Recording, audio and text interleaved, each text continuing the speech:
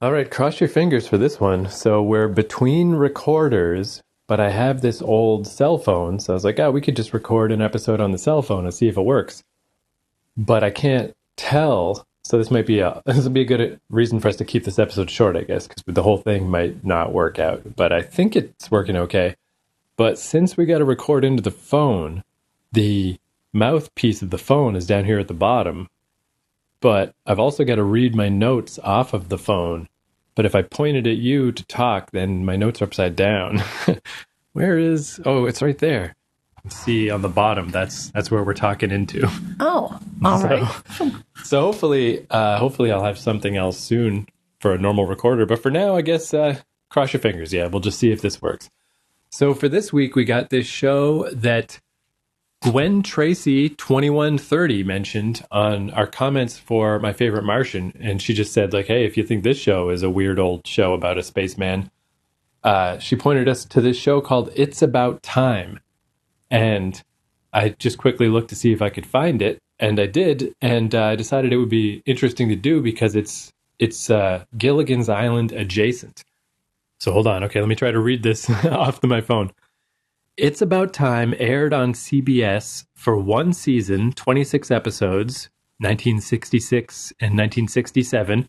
The series was created by Sherwood Schwartz, who made Gilligan's Island and used sets, props, and incidental music from Gilligan's Island, which I guess it only ran 3 years, but more than one. And it's funny because, Gilligan's Island is so famous. It just feels like it ran forever, but it actually only ran 3 years, but it kind of did. Did it? It only ran for three years. As far as, what I looked up, yeah. But I always really liked Gilligan's Island, It's definitely a classic of even my youth. When I was growing up in the 80s, it was still on TV all the time. So this show, though, a pair of astronauts travel faster than the speed of light, resulting in being sent back in time to prehistoric days where they have to adjust to living with a cave-dwelling family. So you got 2 astronauts, a bunch of cavemen. I mean, I guess you can kind of see that in a Gilligan's Island mold, right? Because even Gilligan's Island was sort of split in that way where, the professor and what was the fancy pants lady's name? Because there was the fancier side, and then there was, and then there was Skipper and Marianne. Honey. Yes, Lovey and Thurston, yeah. So I mean, not so different from the idea of astronauts and cavemen. This is more severe. However, let's see here. Ratings were impressive for the first few weeks on the air, but they soon plunged, and Schwartz concluded that 3 factors were the cause in the decline in audience interest. Number 1, repetition of the astronauts being in danger from dinosaurs, clubs, spears, volcanoes, cavemen, etc. Number 2, an unattractive look to the show. It's all just caves and dirt and stuff. And number 3, the cave dwellers speaking a primitive form of English that was difficult to listen to. So he retooled the series, having the astronauts repair their space capsule and return to the year 1967 with the cavemen in tow. So he flip-flopped the whole premise. And there were only 7 episodes produced with this new premise before the series was canceled at the end of the season. However, CBS considered reversing the cancellation because the ratings improved during the summer reruns, but by that time, a bunch of the major actors had already committed to other projects, so they officially ended the series. So even though it's this forgotten show that no one ever has heard of and no one ever talks about and is obviously nothing compared to Gilligan's Island, it actually didn't do that terrible. Apparently, because it does seem like that was a good idea to switch it. I can see what he means by how many shows can you write about astronauts and cavemen times? But bringing the cavemen to the modern era, that could be a sitcom. I could see that going. Yeah, it's like taking Beverly Hillbillies out of the hills. Yeah, right. And moving them to Beverly. Yeah, it'd be like as if Beverly Hillbillies was just Mr. Drysdale moving to the Ozarks. So yeah, it's like they got off on the wrong foot. And yeah, like this thing said, it's like, CBS, it's not like it was some calamitous failure. It started off well. It ended kind of well, but it was just too late. They couldn't hold the show together. So it was just one of these casualties of random and something lost in time. So it's kind of nice that you found it. Yeah, and it I think the first version that I found, the sound quality was absolutely terrible. Like it just really sounded like crap. But it turns out I think I was trying too hard because then I just found some copies on YouTube that seemed much better. So ironically, searching less hard is better. The YouTube versions seem fine. So I got the first episode, Astronauts Meet Cavemen, and then I grabbed episode 20 because that's the episode where they flip-flop it and come back. So it's called 20th Century Here We Come. So we'll get one of the original premise and one of the other premise. And yeah, I guess let's just watch it and let's hope that this thing we're recording right now actually worked.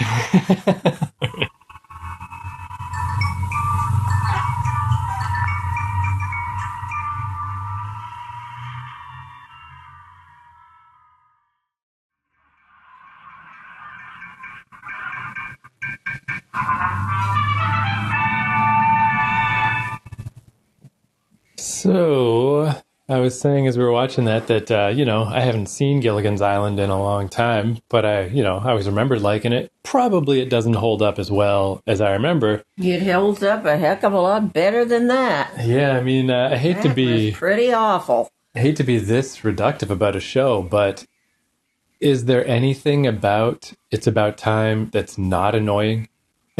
Like, I can't think of one aspect of it. The song's annoying, the laugh track's annoying, The characters are annoying. the premise is annoying, the music in the background's annoying. I mean, I can't believe they made however many 26 shows of that. yeah, man. Oh, Yeah, you were saying because we that jumped to was pretty episode friggin' 20. brutal. Like, imagine, because I mean, it is at least with that second take on the caveman being in the present. I do think that's a better idea, but it's still a bad show. So you were saying, imagine What watching did they do from show 2 to show 19? Yeah. Yikes. Like, I think all that stuff that guy said, he's right. It's like, oh, yeah, it's annoying listening to the cavemen talk. The visuals are annoying. The, just everything about it. And then they have to put a laugh track in, which makes it even more annoying. Yeah, and you were saying right away, I mean, within literally 2 minutes, you were like, so that's the Gilligan guy, except he's not at all endearing like Gilligan. He's just an idiot. He's an idiot astronaut. And he's totally unbelievable. Gilligan is believable, as I said, because he is the second mate. And the captain, of course, is in charge of everything. And it's just a 2-bit cruise ship anyway. Like, yeah, everyone But this aboard. guy, if he is an astronaut, there's no way they'd have somebody that stupid on their ship. Yeah, and I get the feeling maybe Gilligan's Island was just such a big hit that they're just like, hey, you got any other ideas?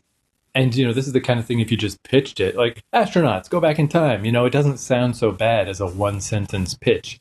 But as soon as you're in it, it's like, yeah, this is just the Flintstones, but terrible. Because everyone's talking annoying and it's just like, yeah. Oh, that was brutal, that thing. Yeah, because even sometimes we watch older shows and it's like, all right, maybe this style of comedy is not in vogue anymore, but it's still, you can still go like, oh well, at the time, it's not like there's a ton of stuff on TV. I guess I could see watching this.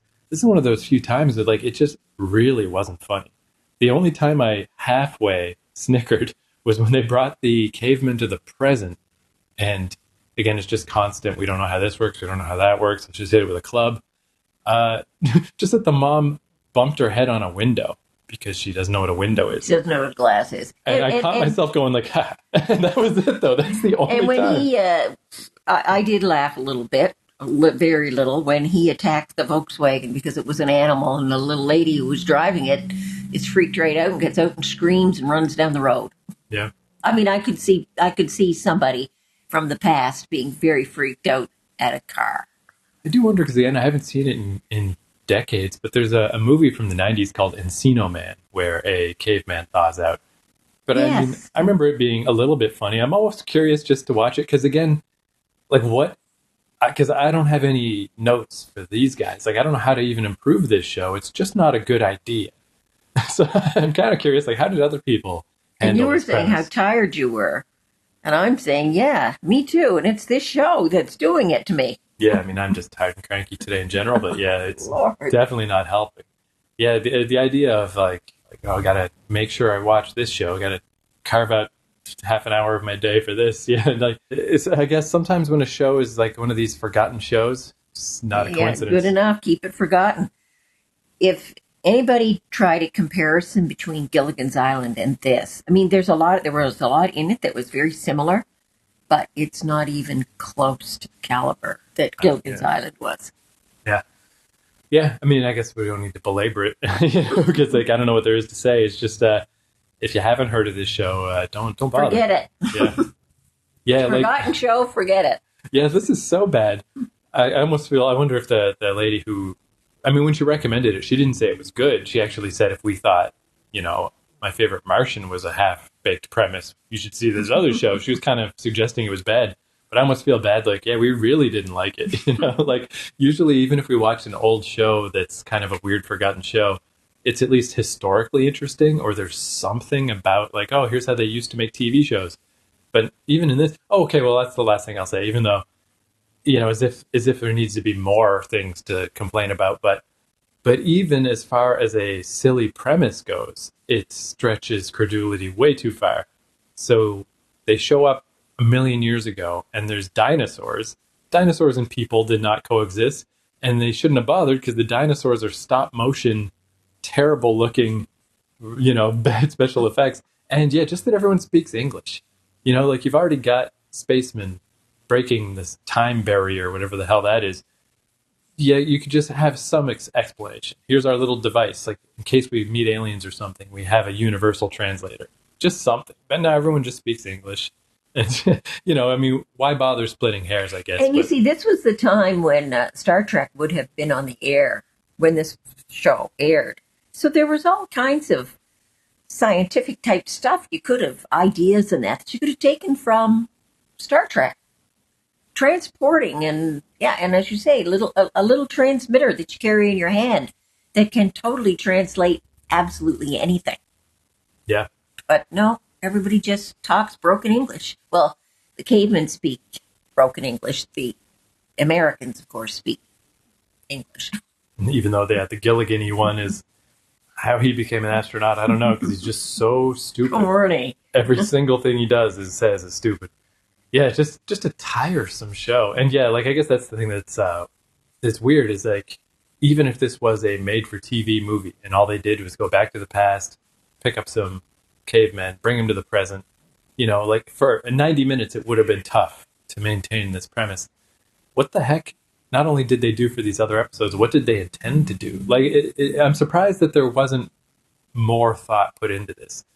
Because, yeah, just you're immediately on the treadmill of every joke. The premise itself is not that bad. The basic premise of going back in time and then coming forward in time. But they didn't do anything with it. Oh. Yeah, just literally always just the cavemen don't understand and they hit something with a club. That's it. That's literally the whole show. And under when they were back in the past, there were their friends, the cavemen that they befriended, and then there were the other guys who thought they were witches, evil, whatever, and we're going to bash them with a club. And I presume that's what happened for 19 episodes. Yeah, brutal. But I'm not going to watch it to find out. What's funny, though, speaking of Gilligan's Island, the one thing about Gilligan's Island that was weird, I mean, it had a lot of silly stuff. The professor made coconut radio that actually worked. And, a lot of silly stuff. But they were just on it even says in the opening theme song, which, again, this theme song was horrible. Gilligan's Island had a much better theme song. But, they're on the SS Minnow or whatever. They're just on an afternoon sightseeing tour, and they somehow get shipwrecked and don't get found for 3 years?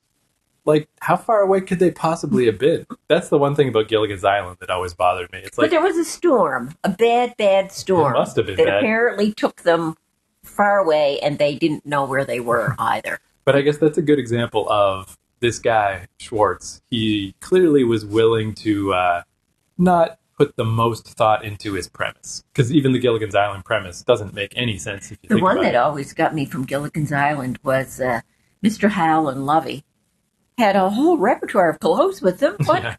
How many trunks did they take on that afternoon tour? They had tons of clothes. It's weird. Even that would have made this show better. That's another problem with it, is there's only these two astronauts who are either just a milquetoast man or an annoying Gilligan guy, and everyone else is a caveman. It actually would have been better if they had the equivalent of, I don't know how you'd explain this, but if the Howells and the Professor and Marianne were all on the spaceship and went back in time, that would have been a better show. If everyone on Gilligan's Island, rather than getting rescued, somehow got teleported into the past, maybe. It would still be worse than Gilligan's Island, but that would be, you might have something to work with there. And even the sex interest in Ginger in Gilligan's Island is a really sexy girl, and she plays that to the hilt. This girl that they have is obviously a Ginger takeoff, but she's just the daughter, good-looking daughter who everybody's kind of like, oh, isn't she a good-looking daughter? But she doesn't have that character of everything Ginger said almost had a second meaning. She really knew how to play that, the swiveled hips and the and again, the breathy voice, the Marilyn Monroe type character. And and having the fancy pants professor and the super snooty Howells and stuff. Yeah, all this had was the cave people who all have one mode. I'm stupid. I got a club. I'm going to beat you to death. Yeah, I'd say. I mean, I think that might be, of all the shows we've watched. We've got to have watched about 100 shows at this point. I think that's probably like the thinnest one, right? Like the thinnest premise, like where it's just like, you could give me $100,000 to try to write scripts for that show, and I don't know what I would do. But like you'd be able to come up with something that was better than that, because both those episodes were really flat. I guess that's the thing, is I don't know how much better it could possibly be, because it's like they shot themselves in the foot from the get-go. They just set up a show that's annoying and shallow. And then what can you do but just keep flogging that horse until you're mercifully canceled?